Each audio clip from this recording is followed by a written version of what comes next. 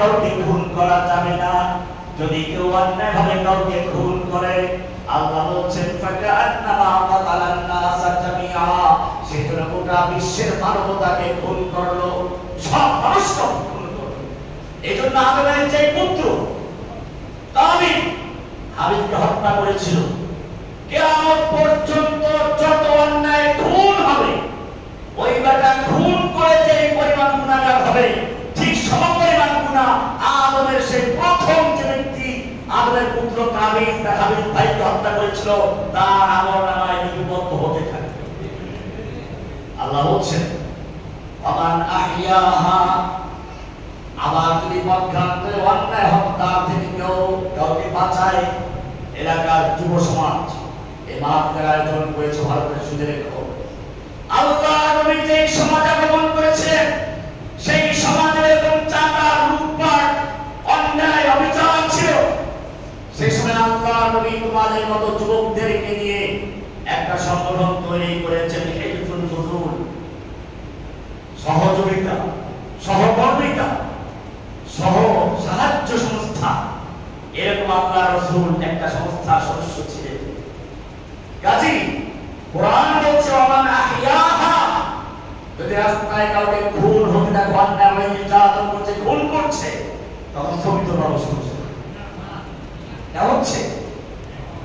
বাঁচাতে কেউ যায় না, কেউ ছবি তুলবে, কেউ ভাইরাল হওয়া যাবে।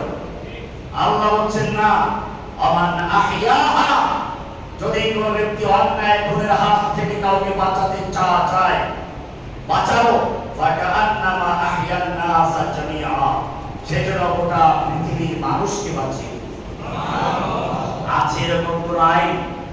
কোরআন আরো সুন্দর করে বলছে, সূরা বনী ইসরাঈল 33 নম্বর আয়াত, ওয়ালা তাকতুলুন নাফসাল্লাতী হারামাল্লাহু ইল্লা বিল হক, আল্লাহ তাআলা যেই জানের নিরাপত্তা দান করেছেন, সেই জানকে তোমরা হত্যা করো না, তবে যদি ন্যায়সঙ্গত কারণ ভিন্ন কথা।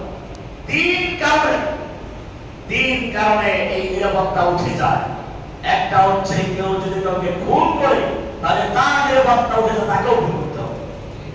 দ্বিতীয় হচ্ছে যদি কোনো ব্যক্তি বিবাহিত নারীকে ধর্ষণ করে, নিজে বিবাহিত ধর্ষণ করেছে, ইসলাম বলে তার আর জীবনের নিরাপত্তা নাই, তাকে হত্যা করে দাও, পাথর ছুঁড়ে তাকে হত্যা করো।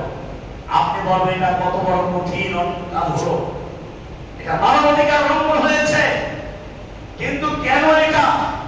জেনারেল বিচারের মাধ্যমে ইসলাম যে সুন্দর পারিবারিক ব্যবস্থা রেখেছে, মানুষের বংশ পরিচয় সংরক্ষণ করে, জেনারেল বিচারের মধ্যে সেই বংশ পরিচয় ধ্বংস হয়ে যায়, এক আর বাপ পরিচয় থাকে না। অথচ ইসলাম বংশ পরিচয় সংরক্ষণ করার জন্য গুরুত্ব দিয়েছে, সেজন্য জেনারেল বিচারকে হারাম করেছে। কোরআন বলছে ওয়ালা তাকরাবুজ জিনা, জিনা তো করবেই না, জিনার ধারে কাছেও যাবে না। তাকরাবু লা তাকরাবুজ জিনা, জিনার কাছেও যাবে না। তাওয়াই জিনা। একটা সুন্দরী নারী তোমার দেখা যায় যে কার দিকে তাকাইও না, তার সাথে কথা বলো না, তাকে স্পর্শ করো না, এগুলো খুতুওয়াত শয়তানের দিন। হাদিসে বলা হয়েছে আন-নাজরু সাহামুন মাসমুমুন মিন সিহামি ইবলিস, নজর হচ্ছে, দৃষ্টি হচ্ছে, কুদৃষ্টি হচ্ছে ইবলিসের বিষাক্ত তীরগুলোর একটা। কারণ চোখ দিয়ে দেখে, দেখার পরে সে কেমনে তার সাথে কথা বলবে, কেমনে তাকে যোগাযোগ করবে, কেমনে তাকে পক্ষে নিয়ে আসবে, এই চক্রান্তগুলো সাজায় কে? মাথা। কে সাজায়? কিন্তু প্রথম কাজটা করেছে। এই জন্য বলা হয়েছে কোরআনে